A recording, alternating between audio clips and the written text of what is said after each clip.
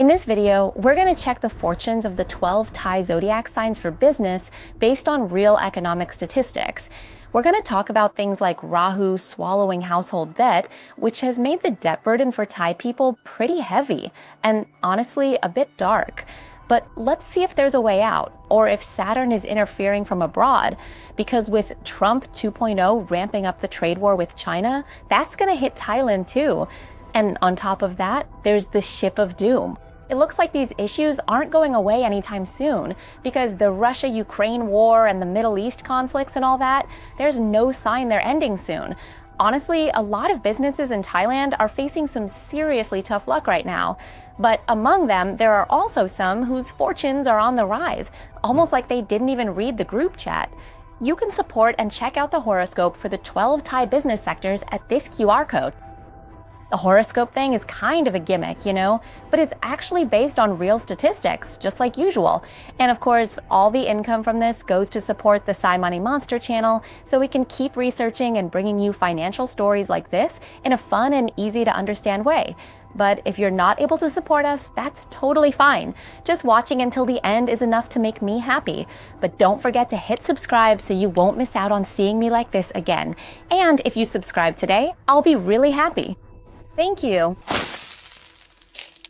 Let's start with the 12 zodiac signs of Thai businesses that Psy Money Monster channel is going to talk about. Honestly, it's perfect for us to look at this information at the beginning of the year so we can get a broad overview and plan for the year ahead. These include 1. Exports, 2. Fruits, government construction, and 4. Private sector construction. These two are separated. Number 5 is SMEs. 6 is offline and online retail, 7 is the automotive industry, 8 is tourism, 9 is investors, 10 is content creators and all kinds of digital advertising, 11 is health and wellness, and 12 is everything related to saving the planet, all things green. As for the Thai economy in 2025, I have to say it's not looking very cheerful. In fact, it's kind of sluggish, maybe even bordering on depression due to all the pressure. There are many pressures, both domestically and internationally. Globally, the economy is shrinking. Japan and Europe are basically competing to see which one is sicker, while the US and China are locked in a battle. Even if we manage to scrape through the first half of 2025, the second half is going to be really tough. That is because Trump 2.0 is coming on strong.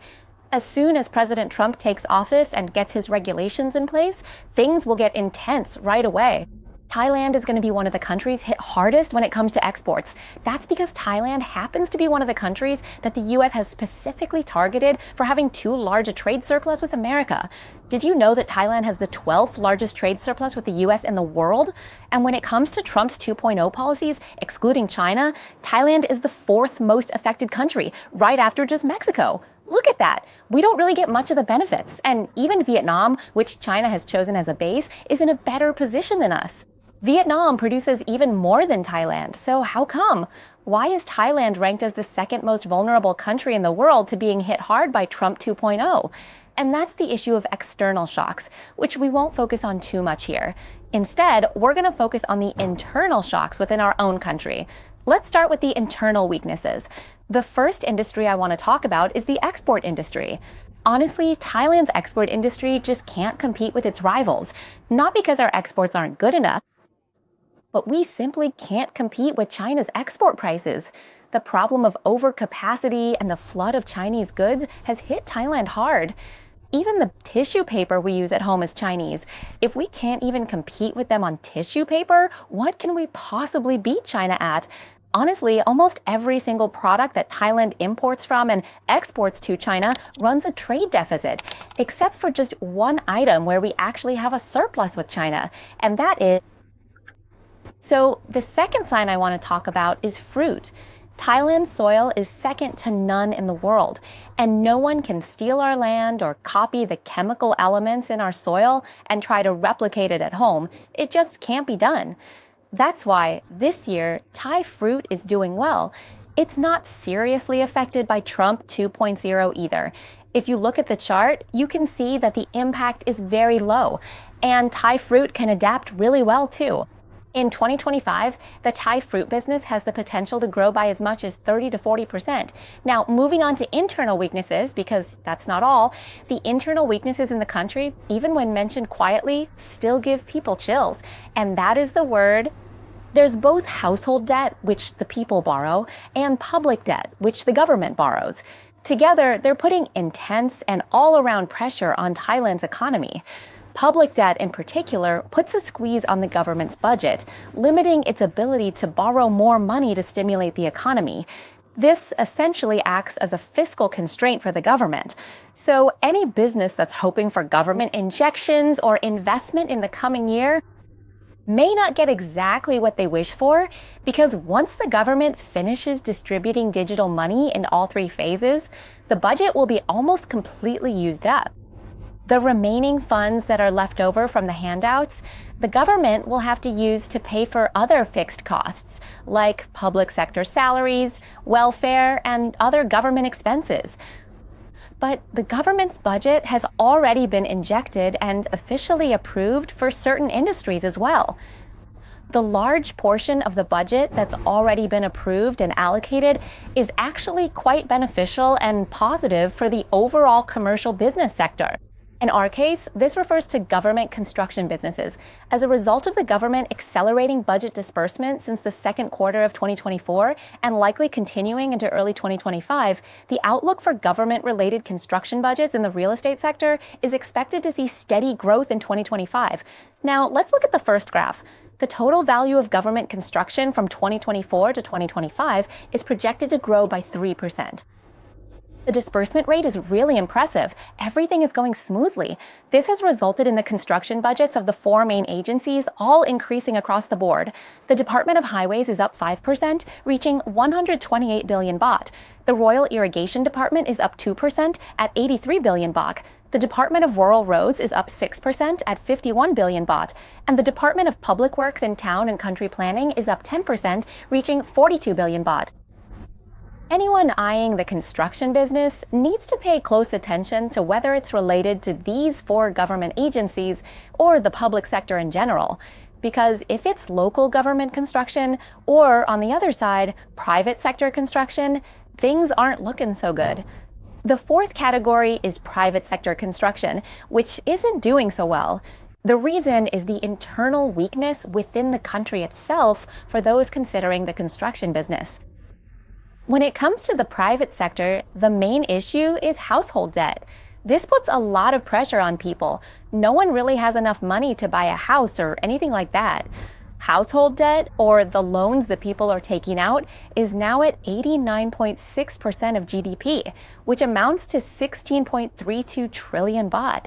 This means that 25.5 million Thais are in debt, or in other words, this number could represent almost all adult Thais. The average debt per person is 539,291 baht, and 13.5% of those in debt owe more than 1 million baht. On top of that, most of the loans taken out by Thais are not really high-quality loans because people are borrowing to eat, to spend, and to consume. This makes up 67% of all loans. So the current situation is that debt just keeps increasing, along with interest rates that are rising even faster than a field of lavender, up to 23%. That's 1 out of every 5 borrowers. Now, NPLs and SME debts are considered especially risky debts, and the trend is that they're only going to keep increasing every year. Let's take a look at the graph for lending to small borrowers. The graph, wow, it's sliding down even steeper than a slide at Harborland. This means that if you're a small borrower, it's extremely hard to get a loan from the bank this year. That's why these days, Thai people don't really want to buy houses or cars. Not only is there already a lot of debt, but getting a new loan is tough. So people just don't have enough income to spend on luxuries. And on top of that, they're worried about losing their jobs too. This has caused the growth of the housing sector, whether it's condos, townhouses, single houses, or twin houses in Bangkok and the surrounding areas, to really drop since 2022. It fell by 5%, then dropped another 28%. And next year, it's expected to fall by another 3%. Household debt isn't just affecting real estate, of course. It's also hitting a lot of other industries. The next industry that's been seriously impacted, household debt also affects small entrepreneurs and SMEs. In an economy that's this volatile and turbulent, if you're just a small player, your business isn't big, and you don't have deep pockets, it's honestly really hard to compete with the big players, and it's a real struggle. Just look at net profits. This is in terms of proportion, not the actual amount. Comparing small businesses to large ones, wow, the difference is huge. If you compare them, the lives of SMEs since COVID hit, the red line, they've all dropped together. Even though it's been a long time since COVID, most SMEs are still below the line. As for medium-sized businesses, represented by the purple line, since COVID, they kind of just hovered, neither dropping nor growing. But the businesses that have really grown are shown by the green line, which represents large businesses. Since COVID, they might have had some bumps along the way, but now they're soaring ahead.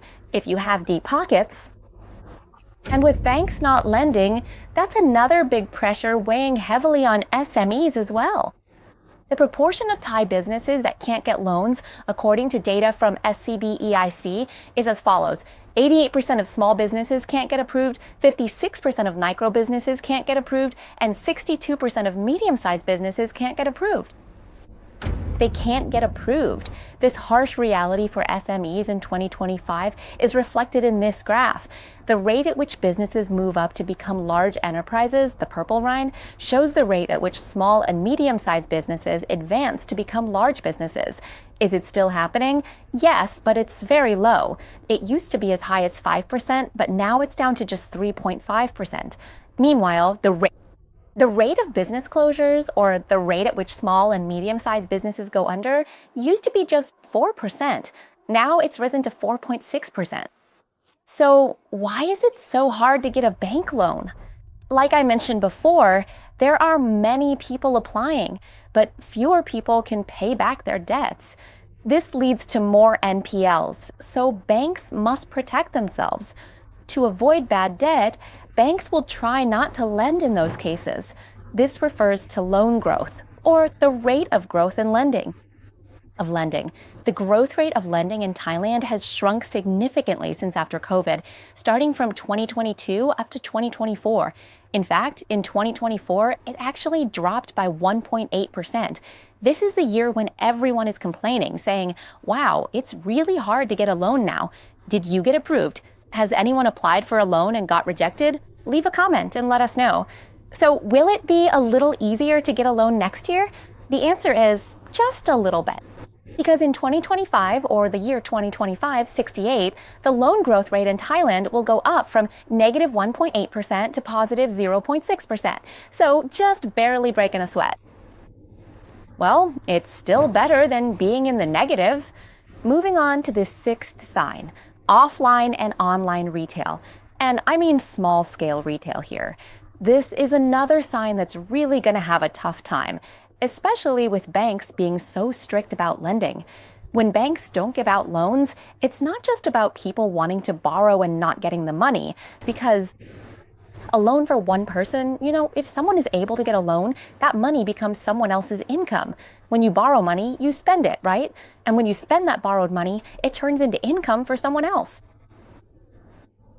But if the person who wants to borrow can't get a loan, then they don't have money to spend. So if one person can't borrow, it means someone else loses out on income too. You get it, right? So when the overall system has less lending, when loans decrease or disappear, it means the money circulating in the system also disappears. And if the money circulating in the system goes down or dries up, where will people get money to buy things? The economy just won't grow. There will be a lot of problems. The economy won't do well, and cash flow in the system will be tight. This is the kind of situation we're talking about. People will be even more hesitant to spend money. And I have to emphasize one more thing. If you're in retail, whether offline or online, and you're fighting in this market with price wars, I'm telling you, you're going to feel the full impact, more than you've ever experienced before, because of the flood of products coming in from China. Right now, not only are Chinese products already cheap, but China is also fighting a trade war with the United States by devaluing the yuan. So Chinese goods are going to get even cheaper than they already are. And if you want to compete with China through price wars, it's going to be a bloody red ocean battle. So you might be wondering, hey, will the government's economic stimulus policy, like the 10,003 baht handout in this phase, actually help? It will help for sure, but maybe not that much. Like I said, people have been in debt since COVID, and now they've learned that if you borrow money and don't pay it back, you'll get hit with interest, it becomes a burden, and it ruins your credit, right? That's why a number of Thais who receive stimulus money from the government, they made the conscious decision to utilize the money to pay off existing debts or save it for long-term financial security, rather than simply spending it. According to a detailed survey conducted by SMEs, a significant majority of 86% of people use the first phase of government transfers to either pay off their debts or save, rather than spend. In the upcoming section, let's talk about the specific industries that have long been the primary foundational pillars and drivers of Thailand's economy. The seventh sign is the automotive industry. The automotive industry in Thailand is having a tough year. It's not just being hit by the heavy burden of household debt, but also by banks being reluctant to lend. When people aren't in the mood to buy houses, they're not really interested in buying cars either. So I have to say that this year, Thailand's automotive industry, the domestic factors are already intense, but the external factors are even stronger. That's because the automotive industry is one of the main sectors at risk from Trump 2.0. It's a big deal, whether we're talking about OEM auto parts manufacturers, car dealers, steel producers, or suppliers. Basically, all the main suppliers for the automotive industry are affected. All of them face high risks from Trump 2.0. You could say it's a red alert. There's a strong chance they'll be hit with steep trade tariffs. And it's also an industry that doesn't adapt very easily, according to data from SCBEIC. Hey, Pisai, in that case, there's gotta be at least one business that's lucky, right? Of course there is. There's a business that's thriving, and that's the eighth sign, tourism. Poom, congratulations. Thai tourism is still doing well, especially thanks to the government's attractive cities policy. This is expected to bring more tourists to Thailand in 2025, with an increase of up to 7%. It's also forecasted that the money coming into Thailand from tourism will another 27% in 2024. We have tourists from all over the world visiting Thailand, up to 36 million people. These 36 million visitors brought in as much as 1.7 trillion baht to Thailand in 2024. And for 2025, it's expected that the number of international tourists visiting Thailand will increase from 36 million to 38.8 million. So where are most of these tourists coming from? Well, as we all know, the main group of tourists coming to Thailand are from China. The second largest group is from Malaysia. But if you're in the tourism business and want to target Thai tourists, it's not impossible. You can definitely do it. However, I just want to point out that the more vulnerable segment of Thai tourists will cut back on travel, or if they do travel, they'll spend less. But if you're targeting Thai tourists and focusing on the group that are still wealthy and haven't been affected, they say they'll keep traveling without stopping, and they're still willing to spend on travel just like before. So it's all about setting your target group carefully. You should be able to make it through. Now, moving on to the ninth topic, investors in the Thai stock market. Let's get straight to the point. Capital is still flowing out of the Thai stock market. Funds are leaving both the equity market and the bond market, according to the data. Khun Ma also mentioned that major shareholders in the Thai stock market, those who own shares at the company owner level, are currently facing margin calls and forced sales. In Thai, that means they're being forced to sell their shares. The people getting margin calls are shareholders who borrowed from brokers to buy stocks. If the stocks go up, those who borrowed make a profit, right?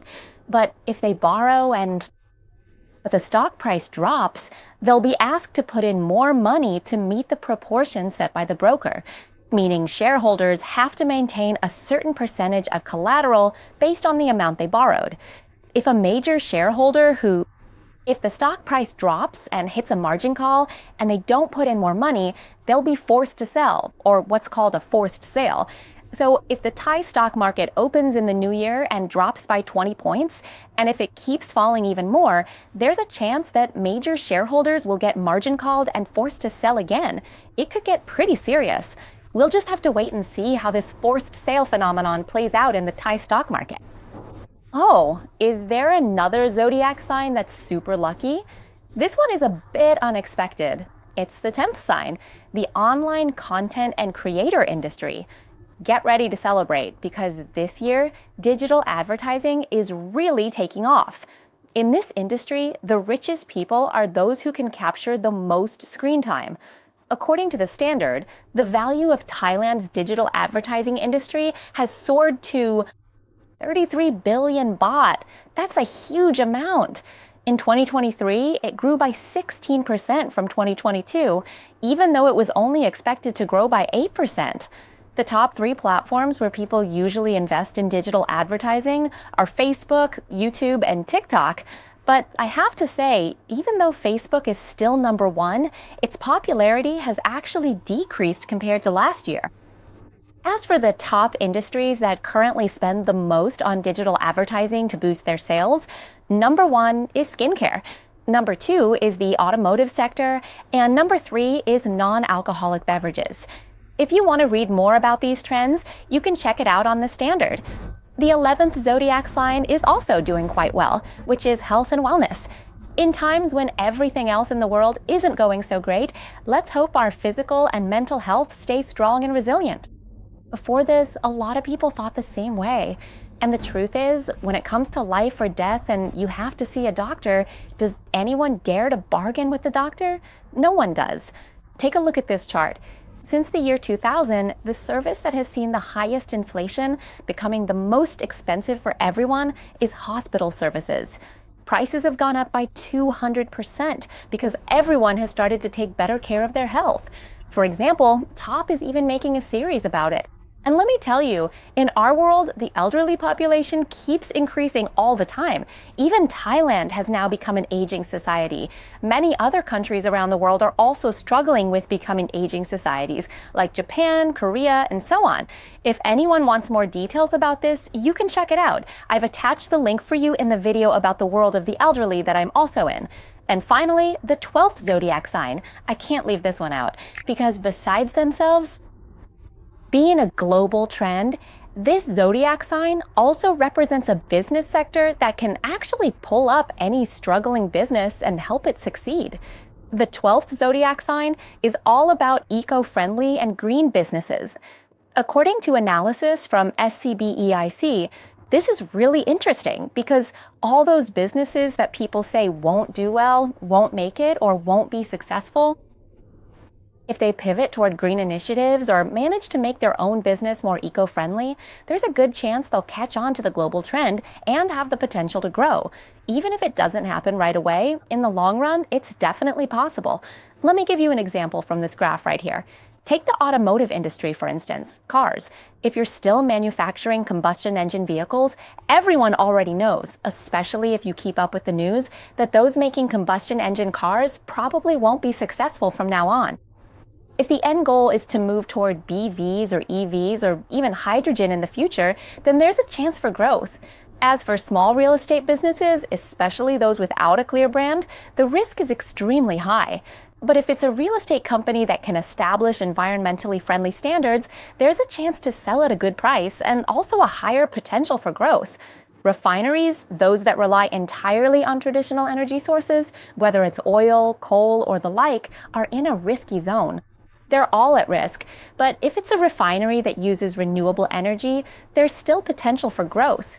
Hotels, any hotel that mainly targets Chinese tour groups is at high risk. Even though most tourists coming to Thailand are from China, that doesn't mean every Chinese tourist group is the same. Some have already experienced losses. But if you want to make it sustainable, hotels simply can't avoid aiming for a gold grade.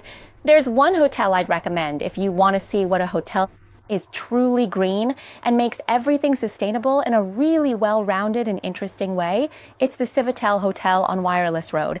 You should stop by and have a meal there. I think it's a really great hotel, even down to the staff, the food, the way they think about the rooms, and everything about the environment is all about going green. And most importantly, businesses that focus on wellness, like longevity, having a healthy body, looking good, looking younger than your actual age, it's not just about surgery, but about being able to be strong from the inside out, down to the cellular level. If you look at the prices, like at BDMS and places like that, I've seen the charts for memberships, and some of them cost millions. Retail, if you focus on selling cheap goods, selling groceries, selling general everyday items to compete with China, I have to say, the risk is really high, super high. If you want to sell products in 2025, you'll need to focus on tech-oriented products and also provide an experience. You might have to target smaller, more niche groups with very specific needs and be able to solve customers' problems. That's where the growth is. By the way, this info is actually worth taking a screenshot of, but you don't have to. It's tiny anyway. I'll just put the link below for you. The information I just talked about, you can go check it out for each business. It's on page 60, summarizing 2025. Household debt is extremely high, and there's no sign it'll drop much either. This puts a lot of pressure on domestic consumption because people are drowning in debt and their incomes aren't high, so they don't really want to spend. Plus, we still have to compete on price with China, which is flooding Thailand with products. The government funds that have been provided do help, but not by much. Most people choose to use the government assistance to pay off debt or save it for financial security rather than spending it. Banks are still making it hard to get loans, even though it's a little better than last year. So people aren't really in the mood to buy houses or cars because it's tough to get approved for a loan. As for tourism, this year is still looking good. The number of tourists coming to Thailand is expected to increase from 36 million to 38.8 million. For anyone wanting to focus on tourism, just look at your target groups. As for Thai stocks, capital is flowing out, both from the stock market and the bond market, and we still have to be prepared to face fossil fuel issues. As for social media businesses, whoever can capture the most screen time still has a chance to get rich in 2025. But if what you're doing isn't really taking off or isn't going viral, remember to think about going green. Because when you do business, the world needs to be able to survive too, and everyone needs to grow together. Even if it can't immediately turn your business around today, in the long run, it will help you grow. Share this clip. Share it with your parents, siblings, friends, coworkers, subordinates, and your boss. I hope this clip can be a helpful guide for everyone to see the bigger picture and achieve better finances in 2025. And trust me, Sai, to tell you all about finance and the economy in 2025 here on the Simon E. Monster Hang Hang channel.